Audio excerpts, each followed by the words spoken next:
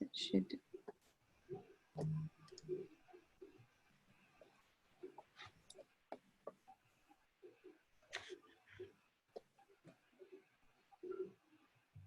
Okay, great.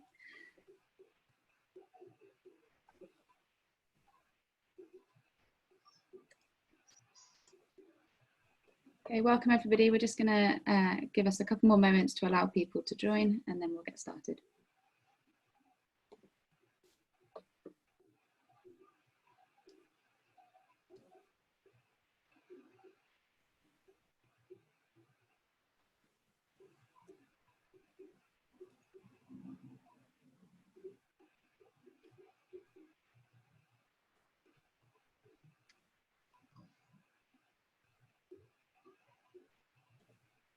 Okay, welcome everybody to the final session of this year's University Alliance Annual Summit.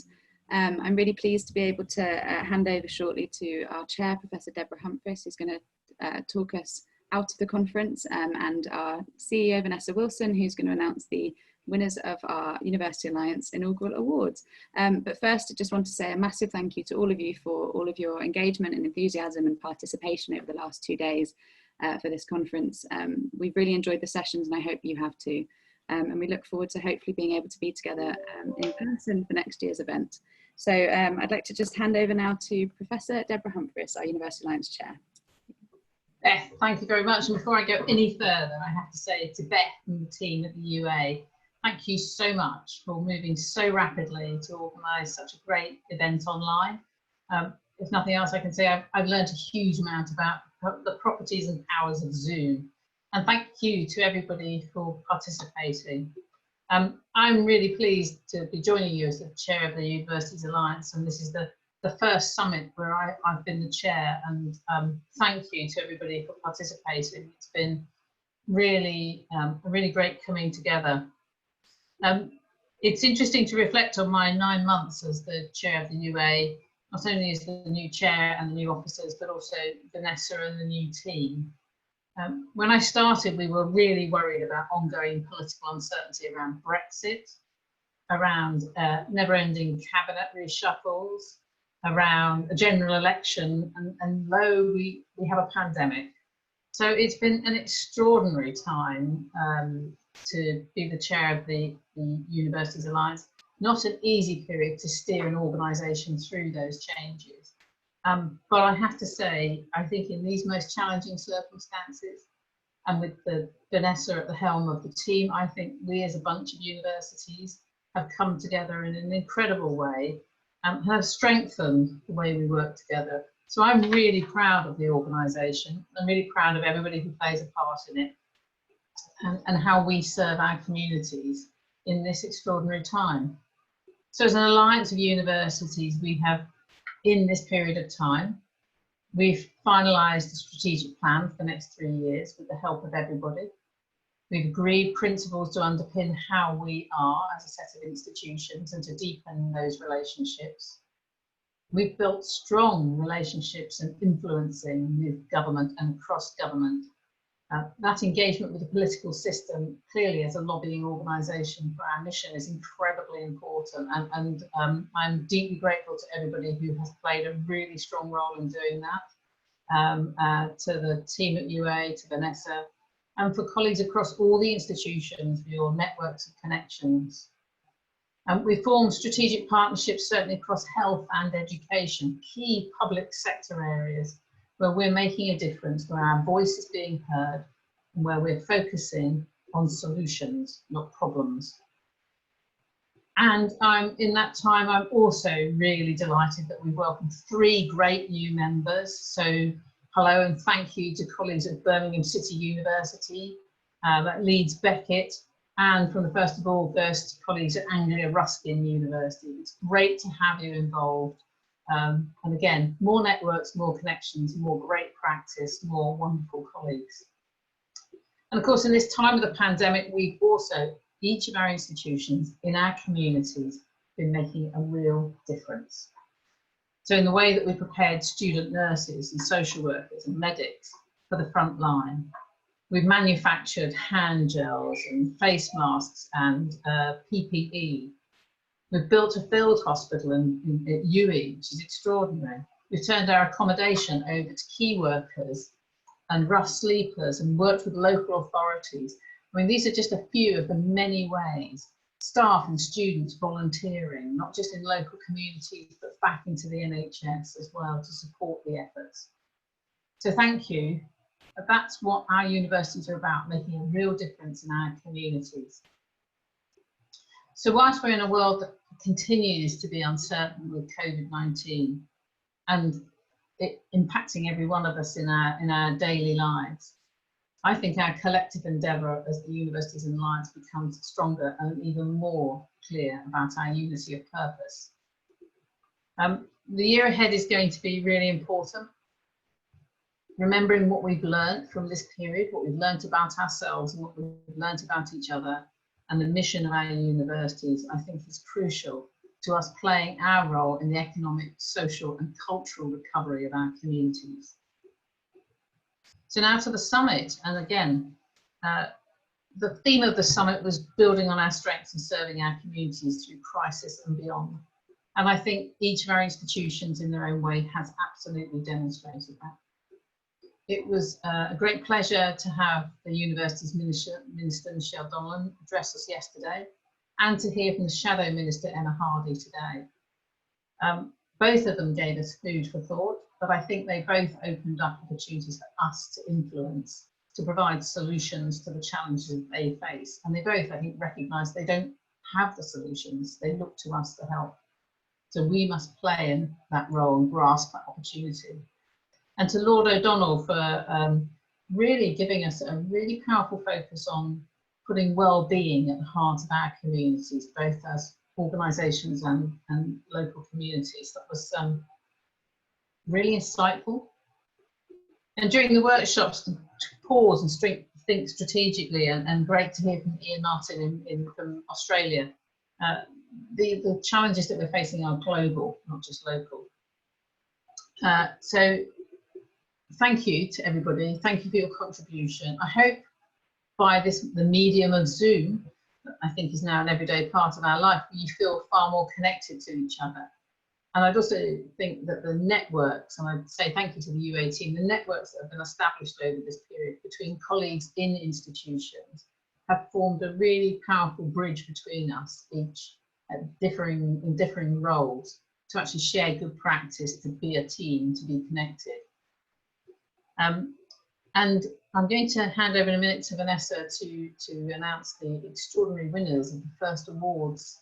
But as I do, I'm reminded that sadly I missed it, but it was the University Alliance quiz, which Stacey at UA, thank you Stacey, I'm really interested in the singular talents of the Vice-Chancellors. I'm quite interested to know who was each of those, but anyway, I'm delighted to announce that a phenomenal quizzer has been the recipient of winning this first award, which is the UA quiz. And I have nothing to do with this, hands clear, I was nothing to do with this, but the winner of our first quiz is the Pro-Vice Chancellor Research and Enterprise at the University of Brighton, Professor Tara Dean, who is a phenomenal quizzer.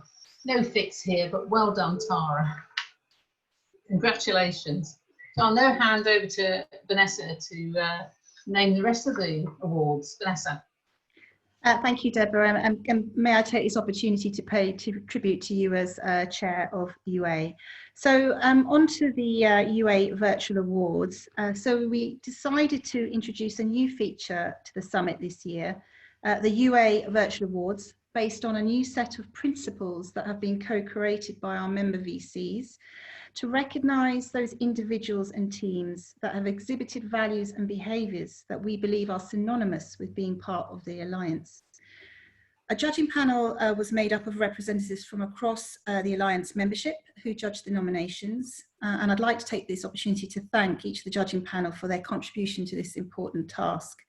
It was a very close call on the nominations, which I think is testament to the hard work and dedication of the staff and teams across the Alliance. So I'm therefore delighted to announce the award winners as follows.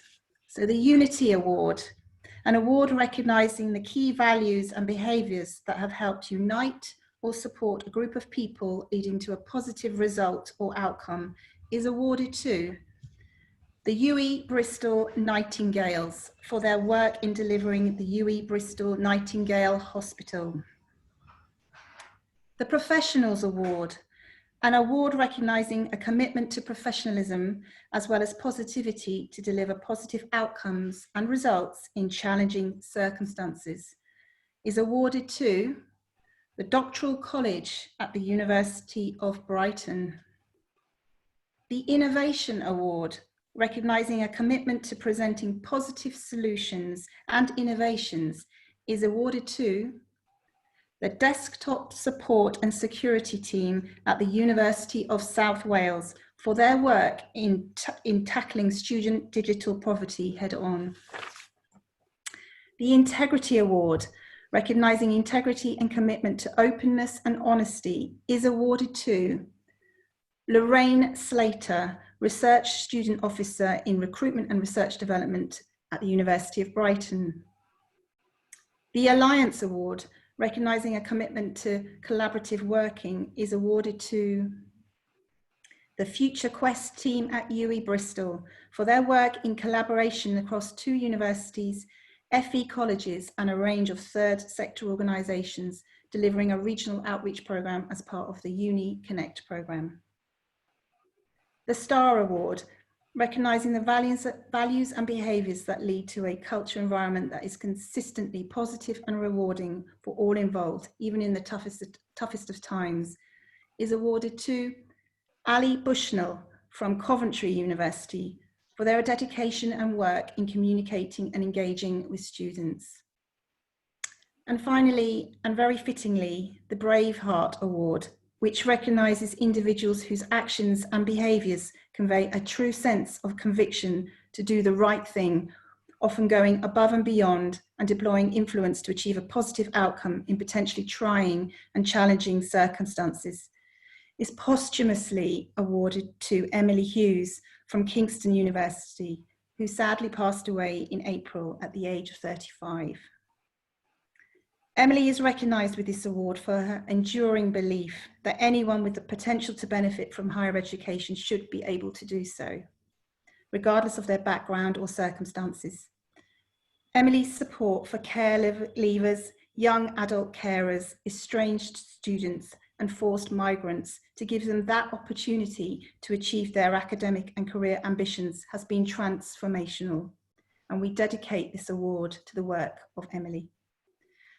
So congratulations to all award winners. The UA team will be in touch over the next few weeks about how we get your awards to you and when they will be received. And we'll also publish the winning entries so you can all read in more detail about the winners' achievements. Over to Deborah. Thank you, Vanessa. And I think Emily's award just speaks volumes about how incredibly important universities are and the contribution that people such as Emily have made to supporting others to do well and to benefit from universities. So on that note, I just want to say a huge thank you to you all for taking part, to the UA team for doing a brilliant job behind the scenes, to everybody in the UA team, to my fellow officers, Alistair and Steve, a huge thank you for all that you do, and to all my fellow directors, fellow VCs and colleagues who are involved in all the networks. This is more than VCs, this is all of us in institutions. And we're absolutely looking forward to meeting again next year at the Townhouse at the University of Kingston. Sorry we couldn't be there this year, but we'll be there in droves next year and really looking forward to that. So thank you very much. Have a great rest of the week. Stay safe, stay alert. Bye. Bye, everyone. Thank you very much, guys. It was great. Thank you. Thank you. Well done, Beth. Fantastic job.